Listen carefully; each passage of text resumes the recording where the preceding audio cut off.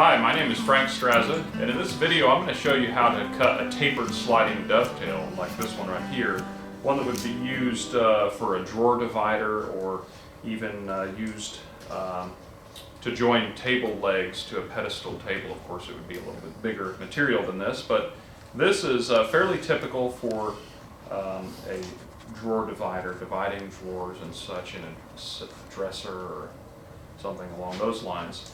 The tools that I'll be using are just a few simple tools. We'll use a dovetail saw, a few chisels, got a 3/4 inch, a 3/8, and a 1/4 inch chisel there, a good starrett square, a marking knife, a cutting gauge, of course a pencil, a mallet, and you'll need one of these router planes here. I've got a small one and a large one.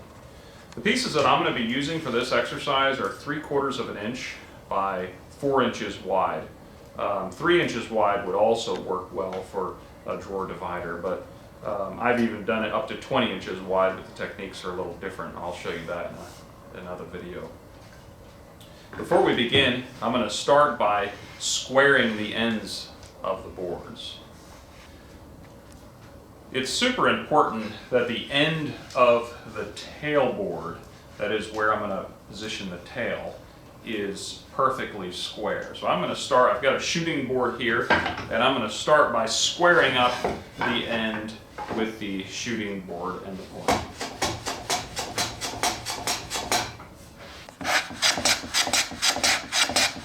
The shooting board is the most accurate way to form the square part on the board. Not only does it square it, but it planes it, and it makes for a perfect square end. We can check it, of course, with our starrett square, making sure that it's just right. If you hold it up to the light, you can see it's perfectly square.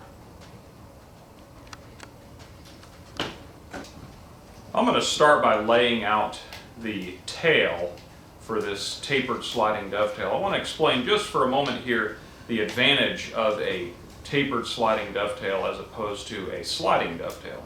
And you'll see as I create this joint, you'll see those benefits here. But the advantage of a tapered sliding dovetail is that it only gets tight in the last little bit when it comes together. Whereas with a sliding dovetail, there's friction the entire length while you're fitting that joint. Let's begin by just laying out this. We've squared the end of the board, and now what I'm going to do is I'm going to set a cutting gauge to a 1/4 inch in depth. So I'm going to set this, and I'm just using a 1/4 inch chisel here to define that distance there. But you'll also notice here that I'm using a cutting gauge, which is different than a pinned marking gauge. The advantage, of course, for the cutting gauge is that it cuts, it severs the fibers going across the grain, as opposed to a pinned marking gauge, which would scratch the fibers. So I've set that to a 1/4 inch depth, and now what I'm going to do is I'm going to take and scribe that around the end of this piece here.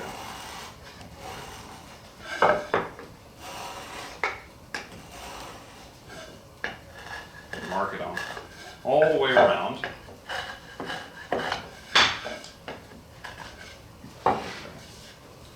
So there we've got it.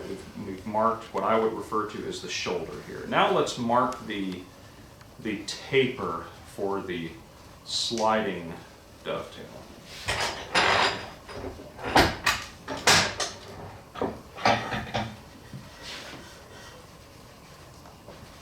I like to come in about a 1/4 of the thickness of the board, and I'm just going to do that by eye. It's about 3/16 of an inch. But it really doesn't matter as long as I don't go too far with this taper. If I bring that taper in too far, then it's not going to work. So about a 1/4 of the thickness of the board over, maybe even a little bit less. In this case, about 3/16. And I'm going to start at this end, the end that's facing me. I'm going to start right close to the edge here, and then we're going to bring this over and join that.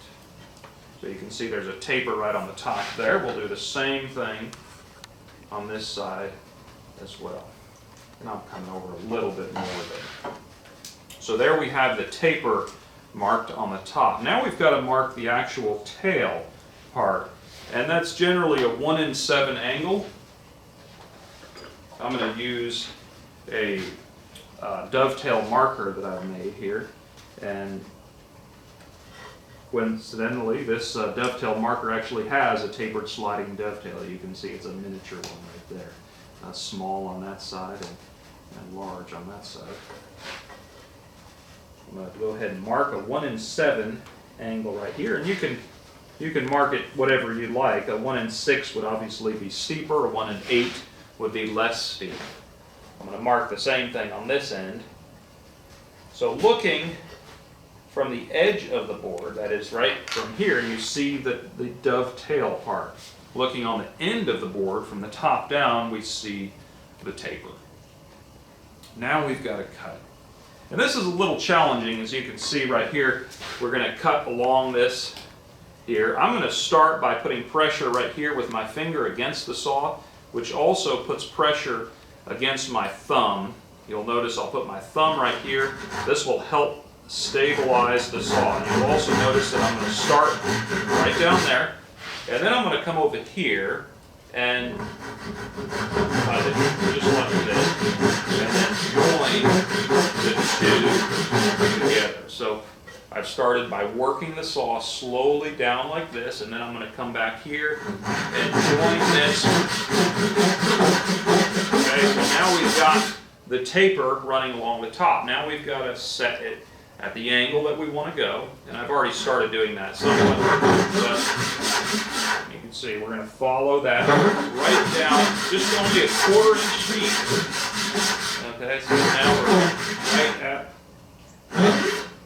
the 1/4 inch depth right there. Don't overcut. Okay, same thing over here. You notice how my thumb is right up against the side there, and then I'll come over here. Again, my thumb is supporting the saw. Light pressure, don't force the saw. That's very key here. If you try to force the saw, it will not cut. You can refer to some of my other videos on sawing practice, because this is so key. We talk about many of the different aspects of how to saw and such in some of these other videos. Okay, so working down 1 in 7 angle, right down to the left corner. So there we have it. We've got the angle coming like this, and then of course we've got the angle on the top. Now what we're going to do is we're going to cut the shoulder line right here.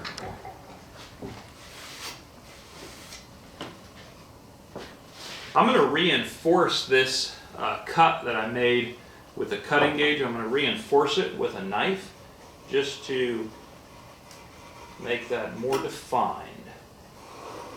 Then what I'm going to do is I'm going to come back with a chisel and make a little wall here.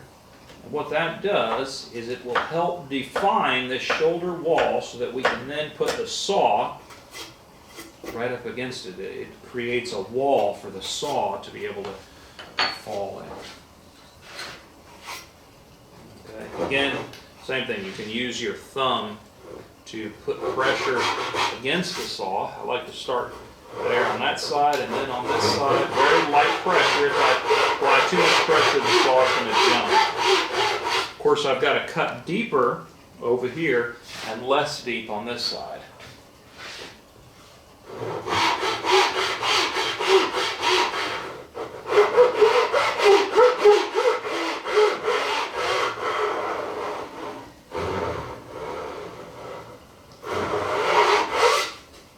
So where the two come together is key, that this is crisp. We don't want a ragged line. It's got to be nice and crisp. So I'll even come back with the chisel and make sure that those lines are crisp. I don't even mind undercutting slightly to define the shoulder wall and such.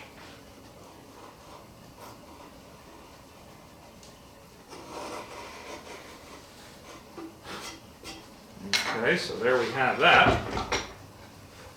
And that's our first shoulder. We'll do the exact same thing on the other side. I'm going to define the shoulder wall with a knife. You'll also notice how I'm angling the knife over like this. This is key because this is a double bevel knife, and I want to angle the knife over so that it creates a square shoulder. Then I'm going to come back with the chisel and come in like this. You'll also notice when I cut with the chisel that I put my finger up against here and then I pinch the chisel like this. That helps just support the chisel, as opposed to back here I could slip and then cut into the shoulder. Okay, so now we've got a wall, and now we can work the saw right up. Light pressure.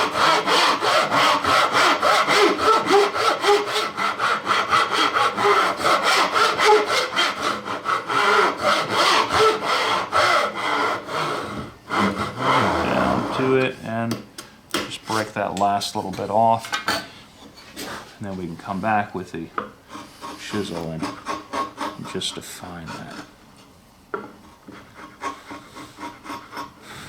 Okay, I've cut a little bit too much right there, but let's look at it. So now you can see we've got the taper right there on the top, and we've got the dovetailed portion right there. Okay. Now that we've got the tail cut, let's go ahead and transfer this onto the opposite board, which would be the pin board in this case. What we want to do here is we want this piece to slide in. This is the small end, and the wide end is over here. We want this to slide in like this. So what I want to do is I want to mark a reference mark, what I would call a face mark, and we're going to mark that on the sides here that face each other. So right here we're going to put a face mark. That's a typical mark used for marking the face of the board. We'll do the same thing over there. So now we know that these two face marks have to face each other. That way we won't get this turned around in this manner. Another addition to this face mark would be an edge mark, and this is typical for defining these two boards, to define that those two are square to each other. Okay, so what we're going to do is we're going to put this back in the vise. This is now what I'm going to refer to as the pin board. And we're going to make a defined line with our square here. Now we're going to take this piece, the full thickness of this board, put a little mark there, and also make a mark right there.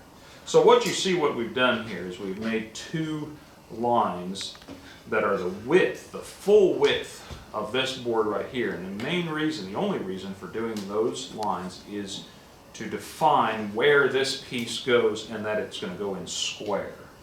Okay? So we know that this piece is going to go in like this. Now let's mark it. Okay, this is where you've got to make sure that you mark it accurately. And you'll notice what I'm going to do is I'm going to place this down just like this. And I'm going to take my knife and mark it very close right in here. I'm going to mark right in there. Just put a little knife mark right in there and then one on the opposite side. So you'll notice that I've put that mark right close to the shoulder on the small end, just like this.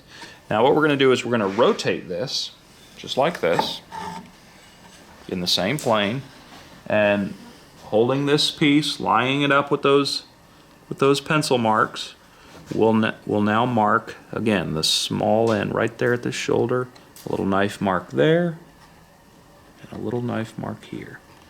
So it's key that this is very accurate. You've got to make sure that your knife is super sharp here. So you'll see we've got a little point there, and there, and there, and there. Okay, so now what I'm going to do is I'm going to use the straight edge portion of the square, but it's obviously not going to be square. We're now going to transfer the taper onto this with the knife.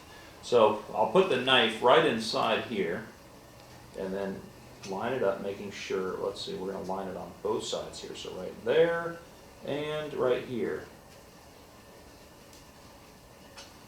Okay. Now you'll notice that this is angled, and I'm going to mark this very lightly, very lightly. And you'll also notice that I'm angling the knife to compensate for the double bevel. I prefer a double bevel on the knife as opposed to a straight bladed knife. Advantage is I can just use one knife, but also I can put just the point of the knife down right to where I'm marking. So now what I'm going to do is I'm going to go right to that point right there, put the square up against it, and then move the square over to where it's lined up at this, right at that point. Very important here that this is really accurate. This will be key in your joint fitting right the first time. Okay, so you can see now we've got this mark. And you'll also notice what's key here is that I've pressed lightly initially, and then I can go back and mark heavier with the knife, defining this wall. Okay, so there's the taper. Now what we've got to do is we've got to transfer these 1 7 lines onto the edge of the board right here, and that's where we'll come in with the dovetail marker, and we'll just mark that. This will just help us with our sawing. When we're sawing, we're going to mark that there and then here as well.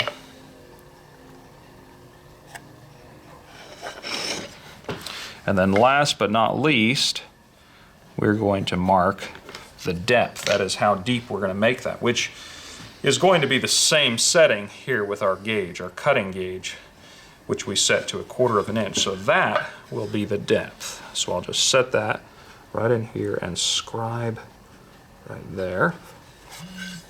And then the same thing right here. We'll put a point there and then scribe there. Now I'm going to come in and define those walls using the chisel. Creating a knife cut across the grain and then coming back with a chisel is very effective, and it's a method that I use quite frequently in my daily working of cutting shoulders. You can also come across the grain like this and work it just like that. It's a quicker way to do it. A little scarier, but it does work. Now that we have a shoulder on both sides, let's go ahead and cut it. Again, I'm going to start there and work it following that 1 in 7 angle here. One thing that you might want to do is put this more level in the vise. I kind of get used to working it at an angle, but sometimes if it's level it might be easier to register what is accurate.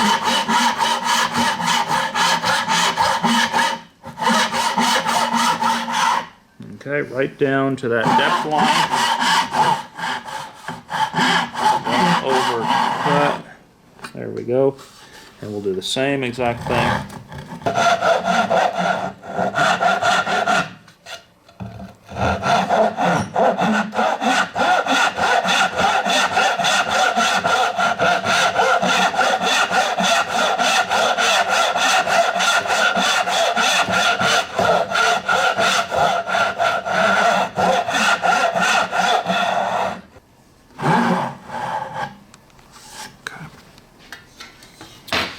Now we're going to remove the material, and I'm going to come in first with a 3/8 chisel and remove the bulk of the material. Then we'll use another tool to finish it off.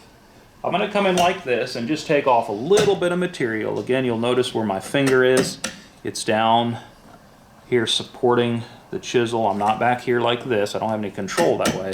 And I'm just coming in here and removing the bulk of this material. Working down to the line. And just right down to that line like this. You'll also notice I'm not working all the way through to the other side because I've got to turn it around and work from the other side.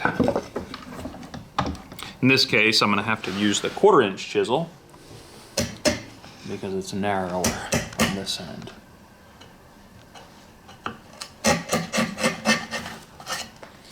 Okay, I can work this all the way down to that cut line with our gauge.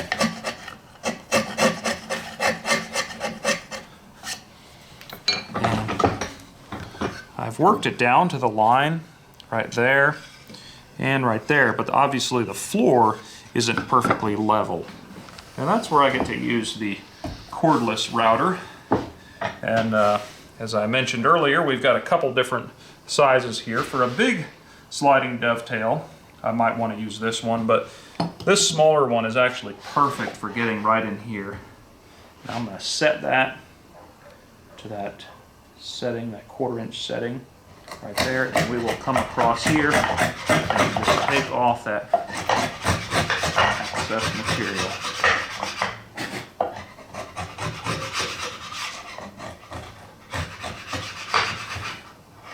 Make sure that I am down all the way.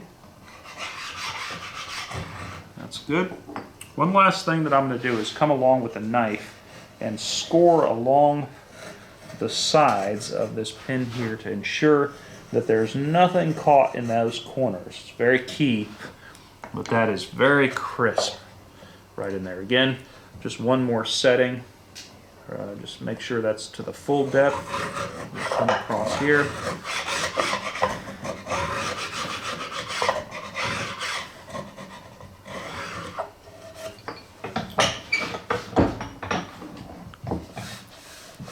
Okay, now the moment of truth. So as you can see here, we'll fit this in, and it's going to slide in here, and it's loose, right? This is loose until right at the end it gets tight. Now, I might have to use a little persuasion to knock that in, and you'll notice here that we've got a little ways to go before it gets all the way tight. Let's hammer that in and just see how far it actually goes before it won't go anymore.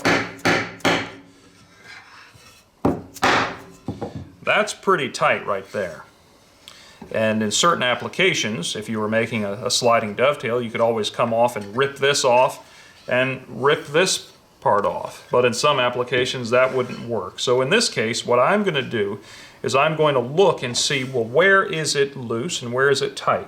I can look right in there, and I can see that there's a little gap right in there and a little gap over there. So that's telling me it's tight on this end, rather loose on this end, and this end is tight.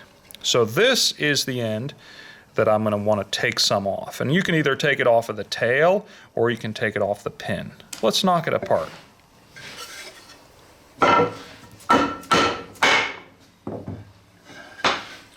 Now you saw how easy it was to knock that apart, and again, that's the advantage of that tapered joint. There's no friction until it seats, but when it seats, there's friction the entire way there.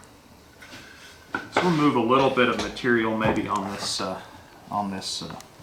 pin, and you can just come along with the chisel, either working down in this direction. On a case piece, the wide end would be typically the side that you would see, so I've got to be careful that I don't take off too much material. You'll also notice when I work the chisel, when I'm paring, I'm slicing it as opposed to just pushing it straight down. The slicing action is key here.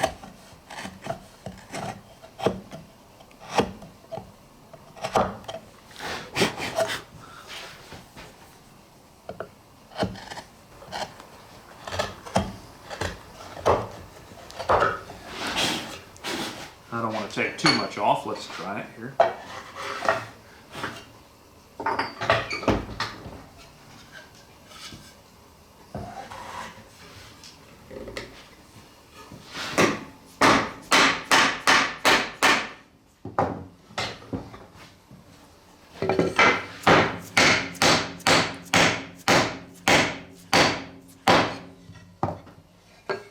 So as you can see, there's the finished joint. It's extremely strong, and oftentimes no glue is required for this joint. Occasionally I will use hide glue to seat the joint. The hide glue acts as a lubricant and allows it to be able to come together. But this joint I've used for attaching tabletops in over 30 inches in width, dresser tops, and of course dividers for drawers. So it has many uses, and I encourage you to try this joint and start incorporating it in your furniture.